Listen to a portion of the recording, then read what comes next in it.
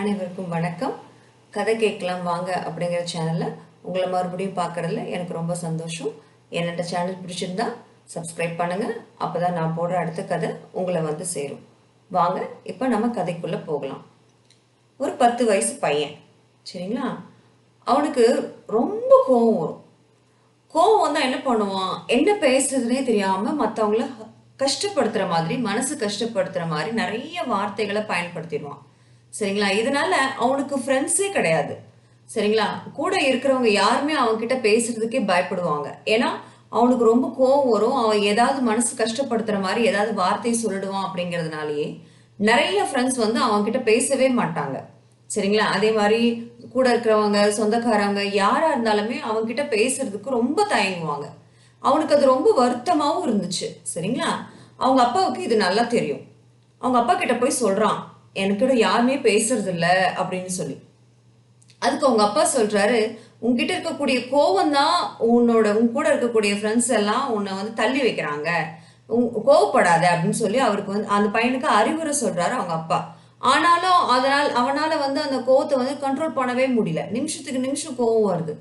அப்போ அவங்க அப்பா என்ன சொல்றாரு, சரி நான் உனக்கு இதுக்கு ஒரு வழி சொல்றேன் வா அப்படின்னு சொல்லி ஒரு ரூமுக்கு கூட்டிட்டு போறாரு. சரிங்களா? அழகா இருக்கு அந்த ரூம், நல்ல பெயிண்ட் எல்லாம் அடிச்சு சூப்பரா இருக்கு. கையில வந்து நிறைய ஆணிகளை கொடுக்குறாரு. சரிங்களா? உனக்கு எப்பெல்லாம் கோவம் வருதோ இந்த ரூமுக்கு வந்து செவுத்துல வந்து ஆணி அடி அப்படின்னு சொல்றாரு. அந்த பையனும் என்ன பண்றான், ஒரு 6 மாசம் எப்பெல்லாம் கோவம் வருதோ அப்போ உடனே உடனே ஓடி வந்து செவுத்துல ஆணி அடிக்கிறதே வேலையை வச்சிருந்தான். நாளாக நாளாக அவனுடைய கோவம் வந்து கட்டுப்பாட்டுக்குள்ள வர ஆரம்பிச்சிருச்சு. சரிங்களா? அவனுக்கு ஒரு சந்தோஷம், அடே கோவம் எல்லாம் ஓரளவுக்கு கட்டுப்பாட்டுக்குள்ள வந்துருச்சேன்னு அவங்க அப்பா கிட்ட போய் சொல்றான். அப்பா என்னோட கோவமெல்லாம் எனக்கு ஓரளவுக்கு கட்டுப்பாட்டுக்கு வந்துருச்சுப்பா. முதல்ல நிறைய ஆணி அடிச்சிட்டு இருந்தேன், இப்பெல்லாம் கம்மியா தான் ஆணி அடிக்கிறேன் அப்படின்னு சொல்றான் அந்த பையன். அதுக்கு உங்க அப்பா சொல்றாரு, சரி கண்ணா, இனிமேல் வந்து நீ ஃப்ரீயா இருக்கிற டைம்ல அந்த ஆணியெல்லாம் புடுங்க ஆரம்பிச்சிரு அப்படின்னு சொல்றாரு. சரிப்பா அப்படின்னு சொல்லி அவன் என்ன பண்றான், அந்த ரூமுக்கு வந்து அந்த ரூம் எல்லாம் ஃப்ரீயா இருக்கிற டைம்ல அந்த ரூம்ல இருக்கக்கூட அவன் அடிச்சிருந்தாங்க அந்த ஆணி அதெல்லாம் ஒவ்வொன்னா புடுங்க ஆரம்பிக்கிறான். எல்லாத்தையும் புடுங்கிட்டான். சரிங்களா?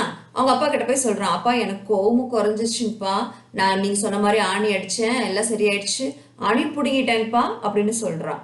அப்போ அவங்க அப்பாவுக்கு ரொம்ப சந்தோஷம். சரி கண்ணா வா அந்த ரூம் போய் பார்க்கலாம் அப்படின்னு சொல்லி கூட்டிட்டு போறாரு.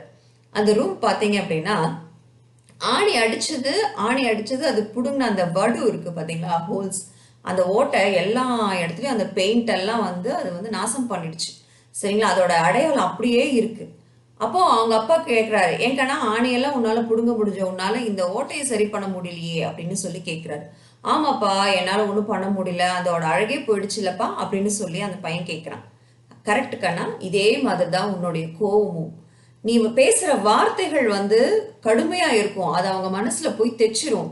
அதுக்கப்புறம் நீ என்னதான் மன்னிப்பு கேட்டாலும் அது வந்து ஓரளவுக்கு தான் உன்னால வந்து சரி பண்ண முடியும். அவங்க மனசுல இருக்கக்கூடிய வடுக்களை உன்னால வந்து சரி பண்ணவே முடியாது. அது அப்படியே இந்த செவுத்துல புடுங்கின அந்த ஆணியோடைய வடு எப்படி இருக்கோ அதே மாதிரி அவங்களுடைய மனசுலயும் அது ஆழமா பதிஞ்சிரும், காயப்பட்டுரும்.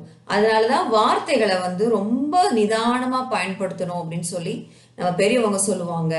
இருக்கிறதுலயே மிகப்பெரிய ஆயுதம் என்ன தெரியுங்களா? கத்தியோ அருவாலோ துப்பாக்கியோ எல்லாம் கிடையாதுங்க, நம்ம நாக்கு தான். சரிங்களா? நம்ம பேசுற வார்த்தைகளை ரொம்பவும் கவனமா எங்க பயன்படுத்துறோமோ அங்க கரெக்டா பயன்படுத்தி நம்ம வந்து வார்த்தைகளை பேசணும். அப்படி இல்லை அப்படின்னா அவங்களுடைய மனசு வந்து ரொம்ப கஷ்டப்படுத்திடும். அதுக்கப்புறம் அந்த விட்ட வார்த்தைகளை நம்மளால பொறுக்கி வாய்க்குள்ள போட்டுக்க முடியாது. சரிங்களா? அது எல்லாருக்குமே நல்லா தெரியும். தெரிஞ்சும் ஒரு சில நேரங்கள்ல கோவத்துல வார்த்தைகளை விடுறோம். அந்த கோவம் வரும்போது முடிஞ்ச அளவுக்கு நம்ம கண்ட்ரோல் பண்ணிக்கணும், கட்டுப்பாட்டுக்குள்ள கொண்டு வந்துடணும். அப்பதான் மற்றவங்களுடைய மனசை கஷ்டப்படுத்தாம இந்த உலகத்துல நம்ம சந்தோஷமா வாழ முடியும். நம்ம உலகத்துல சந்தோஷமா வாழ்றது கொஞ்ச நாள் தான். அந்த கொஞ்ச நாளும் யாரையும் மனசு கஷ்டப்படுத்தாம அமைதியா அன்பா வாழ்ந்து பழகணும். சரிங்களா? இதோட இந்த கதையை முடிக்கிறேன். அடுத்த கதையை நாளைக்கு பார்க்கலாம். என்னோட சேனல் பிடிச்சிருந்தா சப்ஸ்கிரைப் பண்ணுங்க.